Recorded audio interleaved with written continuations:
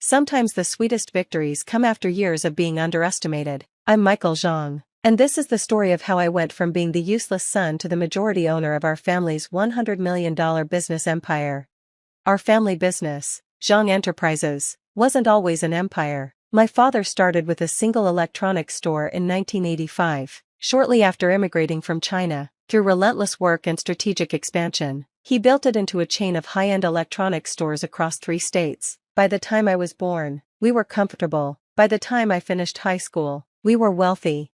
My older brother, Richard, was always the golden child. He had our father's aggressive business instincts and our mother's charm, while I was quiet and analytical, spending hours studying market trends and business models. Richard was out making deals and commanding attention.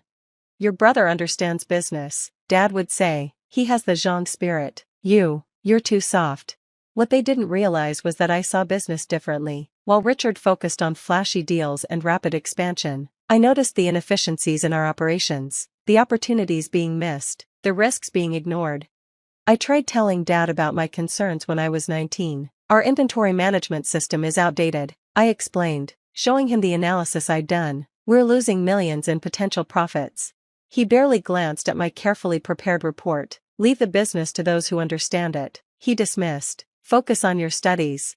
So I did. I earned degrees in business administration and computer science, graduating summa cum laude while working part-time in our smallest store. Richard, meanwhile, was already a vice president, making splashy acquisitions that got his picture in the business papers. After graduation, I asked to join the company's management team. Richard laughed during the family dinner where I made my request. "You, in management? You can barely talk to customers." Mom tried to be diplomatic. "Perhaps you could start in HR? Something quieter?" "The tech department needs a new junior analyst," Dad suggested. "That might suit your abilities." I accepted the position, but I had a plan. While Richard was making headlines with aggressive expansions, I was quietly learning every aspect of our business. I documented the inefficiencies, the waste, the outdated systems that were costing us millions. More importantly, I started buying shares. Every bonus, every bit of my salary I could spare went into purchasing company stock. Most was available on the open market. Dad had taken the company public years ago, though our family retained majority control, or so they thought. Richard's expansion plans were causing problems. His acquisitions were flashy but overpriced. Our debt was mounting, and our core business was suffering from neglect. During board meetings, I tried raising concerns. Richard always shut me down. "Leave the real business to real businessmen," he'd say. "Go back to your computers." Then came the crisis. One of Richard's biggest acquisitions turned out to be a disaster. The company he'd bought for $50 million was worth barely half that. Our stock price plummeted. Dad called an emergency shareholders meeting. The boardroom was packed with investors, board members, and family. Richard stood at the podium, trying to defend his decisions. I sat quietly, reviewing the documents in my briefcase one last time. 10 years of careful planning was about to pay off. "We need to vote on new leadership," one board member suggested. "These mistakes have cost us dearly." Richard's face turned red. "Mistakes? I built this company." "Well, Dad and I did." He shot me a contemptuous look. "While some people hide behind computers, real leaders take risks." Dad nodded in agreement. "My son has made this company what it is." "Which son?" I asked quietly. The room went silent. I never spoke up in these meetings. Richard sneered. "The son who matters. The one who's dedicated his life to this company, not playing with spreadsheets in the IT department." I stood up slowly. "Let's talk about dedication." "You're a disgrace," Richard yelled. "You've never contributed anything to this company. You're just jealous of my success." I opened my briefcase and pulled out a thick folder. "Actually, let's review some numbers." "We don't have time for your technical nonsense," Richard dismissed. "Make time," I said, my voice carrying an authority that made several board members sit up straighter. "Because according to these documents, I own 51% of Zhang Enterprises." The boardroom erupted in chaos. Richard lunged for my documents. Dad stood up so fast his chair fell backward. "Impossible," Richard shouted. "The family controls the majority shares." "The family does," I agreed calmly. "Just not the family members you thought." I started distributing copies of my ownership documentation. Over the past 10 years, I've been quietly purchasing shares. When Richard's mismanagement caused the stock price to drop, I bought even more. As of last week's market close, I own 51% of all outstanding shares. Dad's face had gone pale. Michael, why didn't you tell us? Would you have listened? I asked simply. When have you ever listened to me? The board members were reviewing my documents with growing excitement. Our company's largest institutional investor, Mrs. Chen, smiled knowingly. She'd known about my purchases. In fact, she'd helped facilitate many of them. This is a trick, Richard blustered. Some IT department scheme. It's all legal and verified. Mrs. Chen interrupted. I've been watching Mr. Zhang's strategic acquisitions of company stock for years. Quite impressive. But, Richard stammered. Let me make this simple, I said, standing at the podium Richard had vacated. As majority shareholder, I'm calling for an immediate vote on company leadership. The next hour was a blur of procedural motions and votes. When the dust settled, I was CEO of Zhang Enterprises. Richard was removed from all operational roles, though I allowed him to keep his board seat. Family is still family, after all. Dad sat in stunned silence throughout the proceedings. Mom dabbed at her eyes with a handkerchief, though whether from shame or pride, I couldn't tell.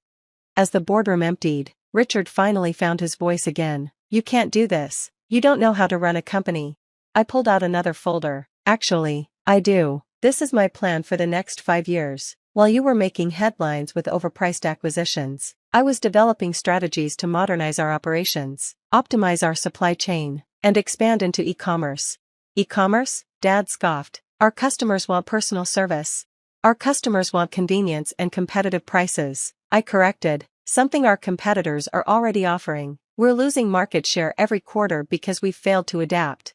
I projected my analysis onto the boardroom screen. These are the efficiency improvements I implemented just in my department. They saved us $3 million last year alone. Imagine what we can do company-wide.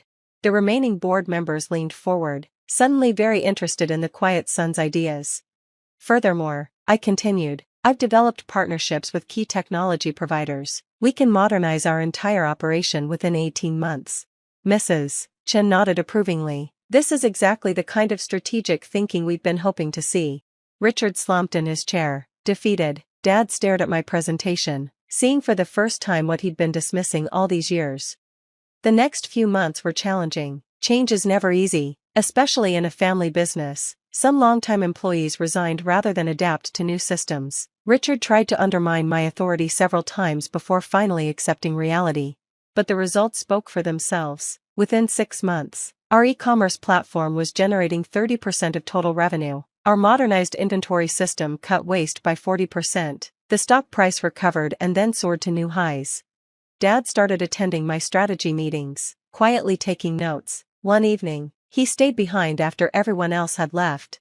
I was wrong, he said simply, about everything. I waited, letting him find his words. I thought business was about big moves, aggressive deals, like Richard, like I used to be. He smiled sadly. But you saw the future while we were stuck in the past. The future is about working smarter, not just harder, I replied, something I tried to tell you 10 years ago. He winced at the reminder. Your mother and I, we owe you an apology, many apologies. You don't owe me anything, I said, everything I am, even my approach to business, I learned from you. You taught me persistence, attention to detail, the importance of understanding every aspect of an operation. You just didn't realize you were teaching those lessons. Tears formed in his eyes, something I'd never seen before. You're a better businessman than I ever was. Different, I corrected, not better. You built something amazing from nothing. I'm just helping it evolve. Richard took longer to come around. The day after the shareholder meeting, he cleared out his office, dramatically announcing he would start his own company to compete with us. 3 years later, his venture was failing. He'd made the same mistakes, flashy deals, poor operational control, resistance to technology. When he finally swallowed his pride and came to my office, I was ready.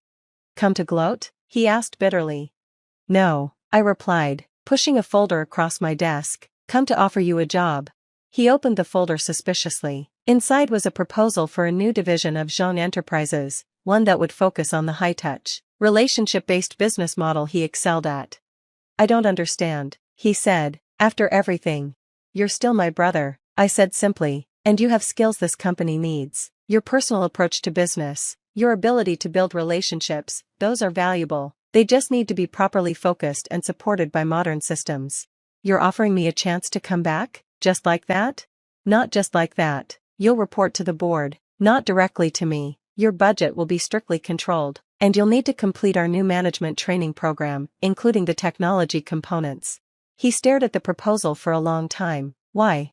Because despite everything, your family, and because I believe people can change when they're shown a better way. He signed the contract that day. It wasn't always smooth, old habits die hard, but over time, Richard learned to combine his relationship-building skills with modern business practices. The division he runs is now one of our most profitable.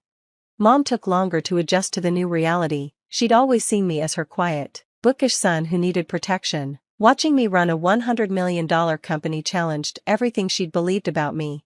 I worry about you, she said one Sunday during our weekly family dinner. All this responsibility. Mom, I interrupted gently. I've been handling responsibility since I was 19. You just didn't see it. She looked at me then, really looked at me, perhaps for the first time. No, she said softly, we didn't see a lot of things. The company continues to grow. Our e-commerce platform now serves customers nationwide. We're expanding into artificial intelligence and predictive analytics, things Richard still doesn't fully understand but has learned to trust. Dad semi-retired last year, though he still comes to board meetings. He sits quietly, watching me run the company he built, finally recognizing that his soft son had a strength all his own. Last month, we had another shareholders meeting. I presented our latest results, record profits, expanding market share, strong growth in all divisions. Richard sat in the front row, nodding along with my technology initiatives instead of dismissing them.